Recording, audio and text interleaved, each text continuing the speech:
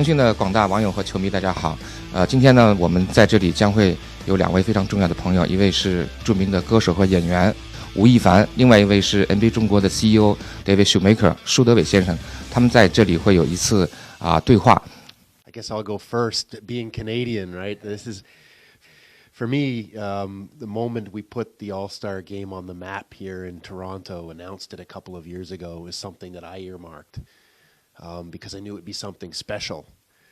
Being Canadian, it's a point of pride, really, for me to see the way the country's embraced this All-Star. The city of Toronto's alive and electric, and we're only, one night through the two-night extravaganza. It's going to be fabulous, I hope, today. What do you think? I mean, I enjoy everything. Besides, it's a little cold, but everything else is great. I could relate to it a little bit because I studied in Vancouver before, so I know a little bit of Canada, and then also for me it's the first time to attend the All-Star weekend. Also as a Chinese, this is the first time to be able to play in the celebrity game. So I was really happy, and I feel like honored, and I what can I say? I want to come back again next year, and I'm enjoying it so far. Yeah. I'm told our scouts have their eyes on you. You've got real basketball skills, so that's something all the Chinese fans were pretty impressed. Thank you. Yeah. I always loved the game. I have regrets. I'm gonna say. I think I can still do a little bit better next year. Yeah. Well, that's the way a top basketball player thinks. So. Yes. Always be next year. But yeah, I mean, yesterday the dunk contest, it's just mind blowing. I was at the first row watching it, and it was just crazy. I think it's one of the best I think seen these few years. Yeah. I have to agree with you. I think it's being written about as sort of historic dunk contest. I saw Aaron Gordon. He did that thing where he looked like he was sitting in a chair like we are, and he went over and then dunked it, and then. Zach LaVine outdid him, but they went into, playoff rounds in a dunk competition. I think that was amazing. For us, though, and maybe it's appropriate because you're here and you're a product of our junior NBA program 10 years ago. One of the highlights for me is to see all of the NBA players getting with the youth and doing junior NBA programs all around the city, and I think that's a real highlight for me.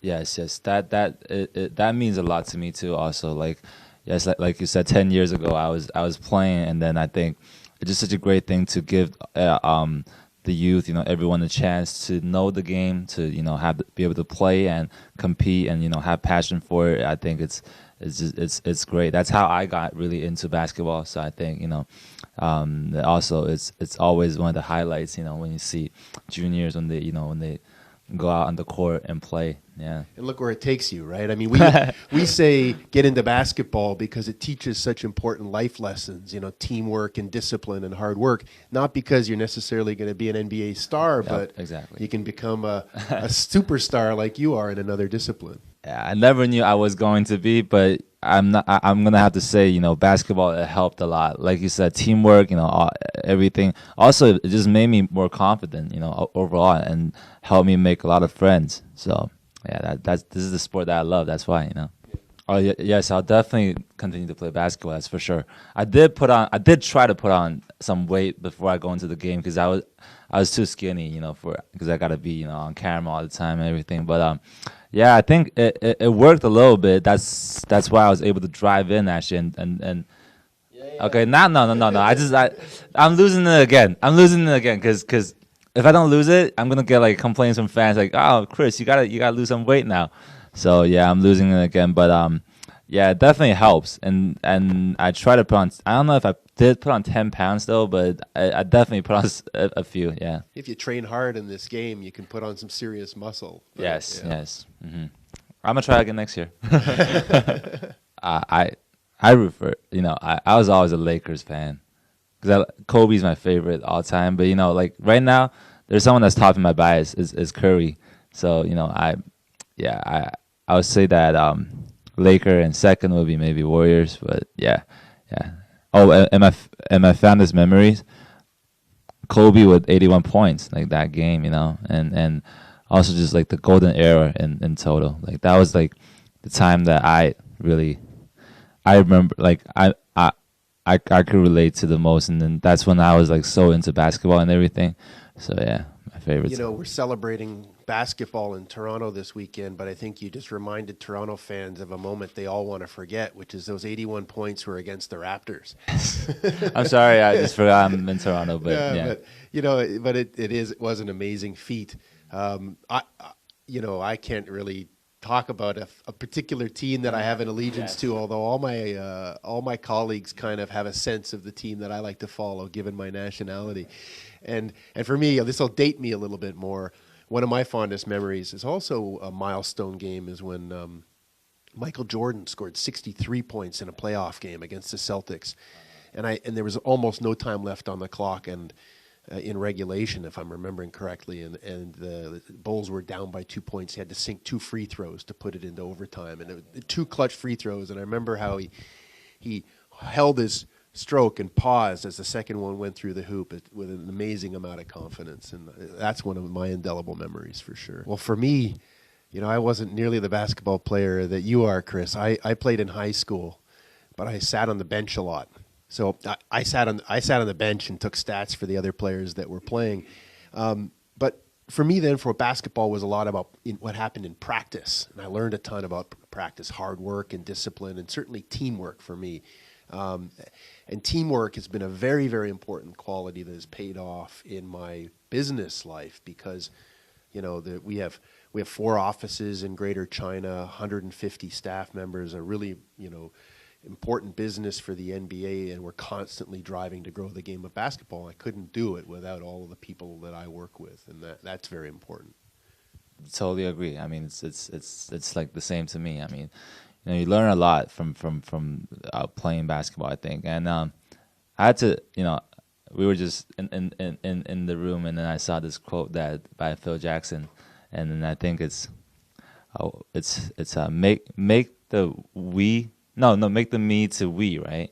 Was it? Exactly. Let's go take should it off the wall. Should I take it off the wall? Like, I think what makes good teams great is when you turn the me into we or something. Yeah. To that effect. Yeah. Yes, and that's like, yeah, I that's the first time for me. I never really seen that quote before, but you know, it gets to me. I feel like that's the way it is.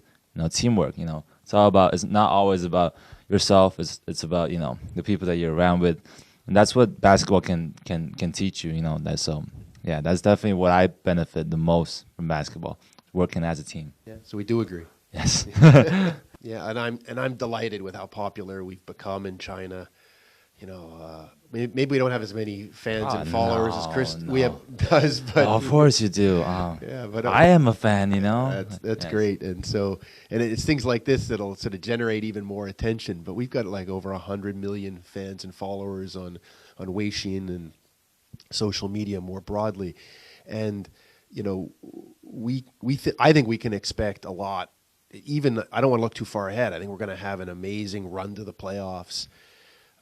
The playoffs themselves, with the level of competition we have in the league, I think promise to be great. And then I don't know who's going to knock off either Golden State or San Antonio to win the championship this year. It looks like the real question. And then the summer, and particularly when we focus on China, we have a draft that's coming up, and I think it's fair to say that, you know, we might have our next Chinese player drafted from the NBA in Zhou Qi. So I know there are a lot of scouts that have been out to look at him play in Xinjiang, and he's performing at the level of a true prospect. He helped catapult Team China into the Asian Championship. He'll be playing in the Olympic Games, and so that'll be something we definitely will have our eye on in summertime. Have an eye on me too. Yeah. Maybe you might not be a lottery pick, but maybe early second round. How's that sound, Kris? I just got a 10-day contract for me. I'm gonna go to the Raptors. Yes. Yeah, well, you're very popular here in Toronto, so the Raptors would be wise to do that. Well, for me, it wasn't obvious until I got to spend time with Kris. I've got to get more stylish, is what I clearly have to do for the new year. Find some earrings too. Yeah, exactly. Yeah. Mm-hmm.